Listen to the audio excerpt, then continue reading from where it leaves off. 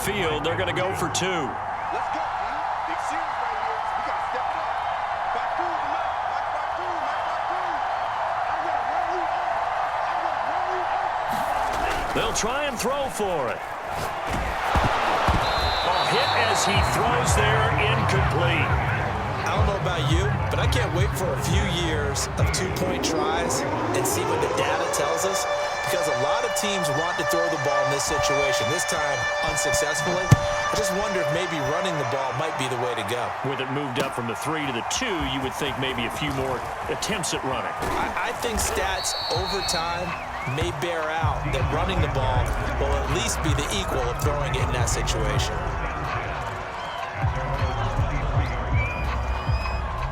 The Raven offense set at the line for this next drive. And they'll be working from behind now following the touchdown a moment ago on the opening drive of the half. I think the guys right now, as they go out on offense, they're zeroing in on one big key. They don't have to do anything differently just because they're down on the scoreboard now. The intent, still the same in what they plan to do on offense. 2nd and 8 coming up. Back to throw. Cunningham. Waller taking it in over the middle. And he gets this one just shy of the 40, down at the 39. And that's a more than acceptable read right there because it's zone coverage, so timing is everything. This time he waits for his man to come open, puts it right on him, and they pick up a first down. So from the 39 now, they'll come up on a 1st and 10. On 1st down, it's Williams. And he'll be taken down, but not before he works it past the 50. 57 yards rushing on 12 carries for him now. All right, I got to ask you, with these RPOs, essentially the quarterback has 3 options, right? So what's different from that versus the triple option that we see the service academies run at the college level? As a general rule, the triple option at the college level, most things are called outside of the quarterback faking it to the runner and then keeping it himself and maybe having a trail back. And what I mean is, in the NFL, that option to throw the football all comes about organically. It's a natural deal based on reads. In college, if you're going to throw the football for triple option, you've actually called that play. And they're going to stop him right at the line of scrimmage. Just no cutback lane to be found whatsoever. 2nd and 10.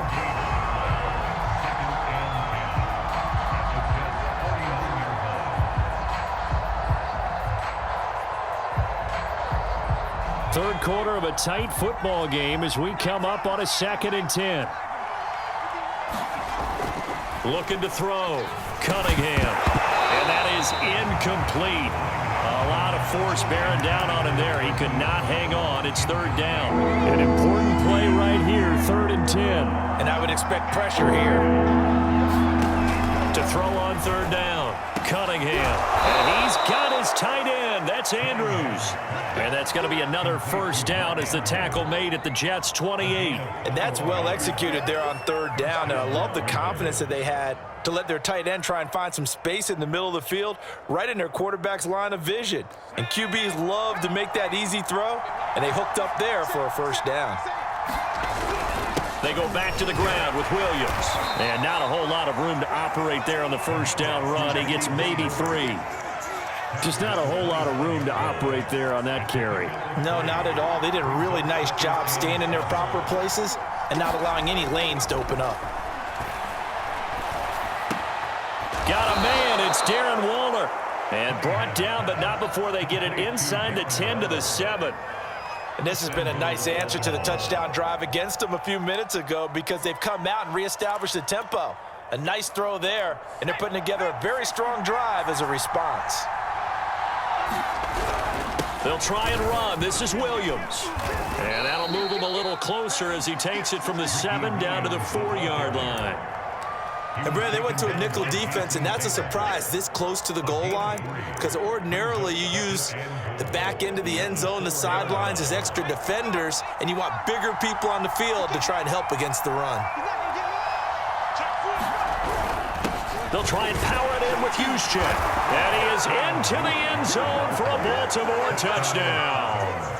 Kyle Juszczyk taking it in from 4 yards out. And the Ravens have retaken the lead.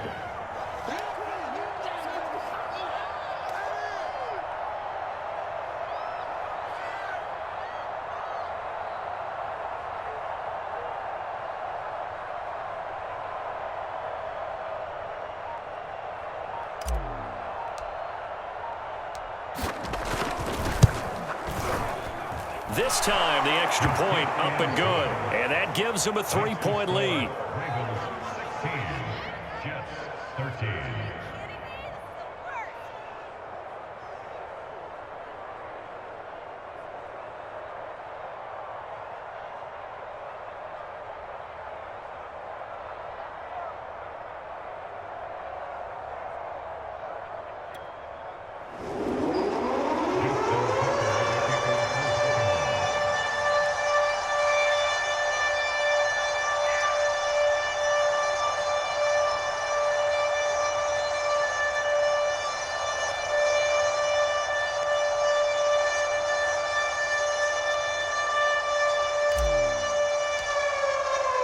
Tucker now to kick it away following the touchdown.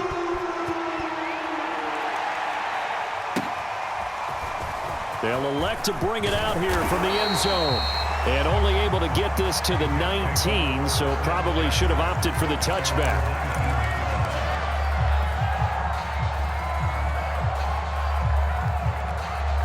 The New York offense taking over for their next possession. And here we are almost through 3 quarters of play, and this passing game still has not really found any kind of rhythm. Put it mildly, because they're not even over 100 yards yet. And in today's NFL, where it's a pass-first league, that is quite surprising. Not many teams patient enough to stick with the run. Everybody wants to advance the ball through the air. They've got to get their timing back. We have played 3 quarters. You are watching Madden Ultimate Team on EA Sports.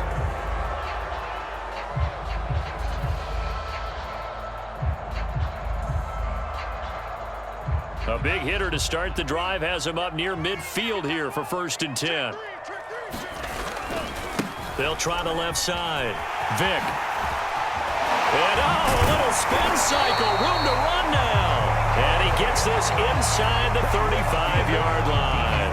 94 yards rushing for him now, as he has been tremendous all day long. So in Raven territory now. Here's a 1st and 10 at the 34.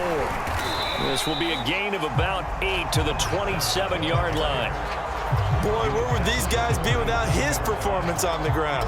That puts him over 100 yards now for the afternoon, and I tell you, he seems to be getting stronger as the day goes along. 8 yards the tally on that 1st down run. Here's 2nd and 2. And he'll give it here to his running back. And that'll hurt the average a bit, as this time they're able to get him behind the line. He'll wind up losing 3. And now it's 3rd down. Looking left side, and he's got a man. That's Griffin. And he is going to have a Jets 1st down as they're able to get the 3rd down conversion. So from inside the 20, here's 1st and 10 at the 18.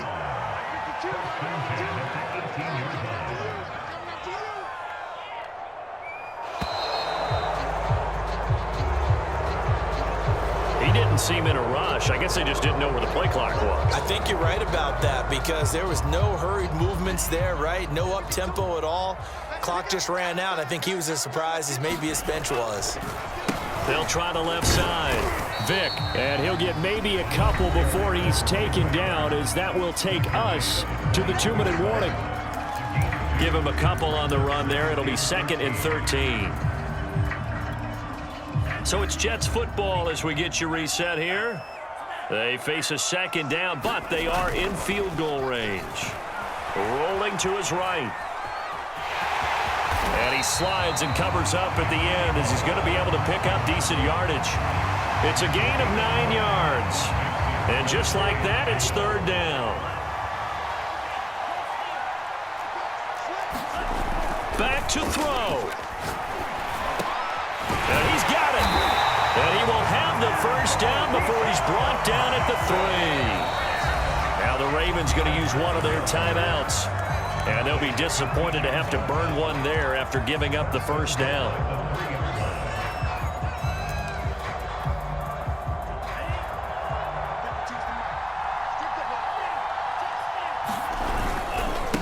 They'll try to run this one in. And maybe a measure of revenge there. He's had his way in this one, but this time they get him behind the line. It's a loss of 2 there, bringing up 2nd down. And now the Ravens are going to take another timeout, as they'll talk things over prior to this upcoming 2nd down play.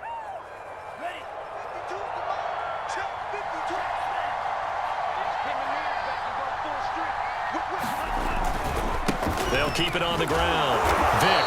And he'll get this one back to the 5-yard line, but no further than that. It'll go as no gain on the play, and now they're looking at a 3rd and goal. A lot of tired bodies on that field, but this is a big play, 3rd and goal. And this is going to be incomplete. So he's unable to complete it there, and just not the game that you would expect from him. He's been off the mark really start to finish. Yeah, it makes you wonder what exactly is going on. Is he a little bit dinged up here, or is he just off just by a bit? Maybe he can get it back in this situation. He'll need to.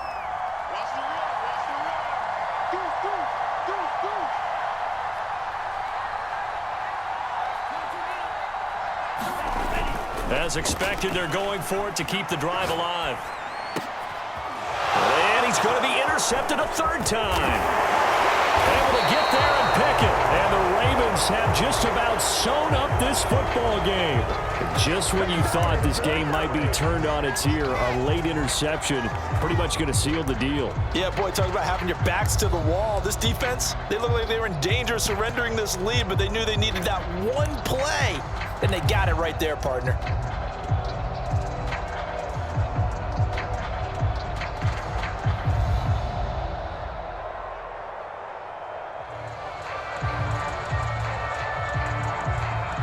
The Raven offense set at the line for this next drive.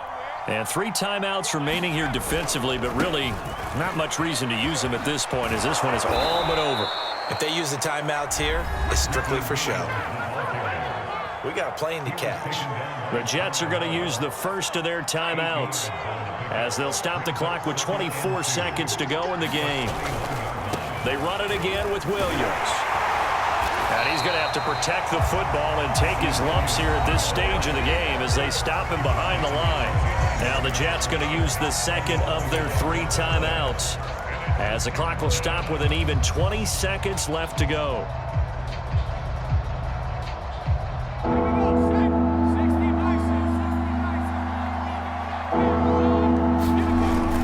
Now a man who's been busy this afternoon, it's Williams. And he's going to have a Ravens first down as the tackle made at the 26-yard line. The Jets going to go ahead and use their final timeout as they stop it with 14 seconds to go in the game.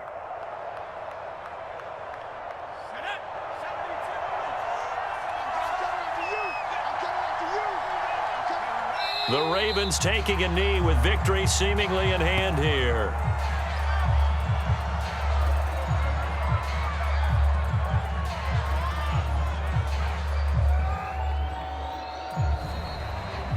So the final seconds tick away in this Baltimore victory, and they were spurred on by a strong performance in that 4th quarter as they held their opponents off the scoreboard. Everyone wants to pitch a shutout for the entire game, but when you throw one in the 4th quarter, that tells everyone that you're getting stronger and dominance is starting to take over, right? The way that you close, the way that you finish, that gets preached to you from the time you're playing Little League football all the way up through. And they closed them out with a big-time performance down the stretch.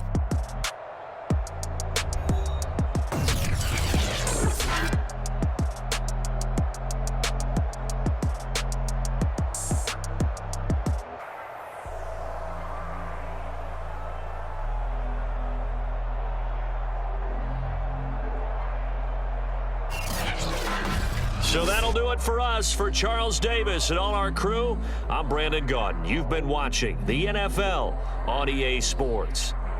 So long, everybody.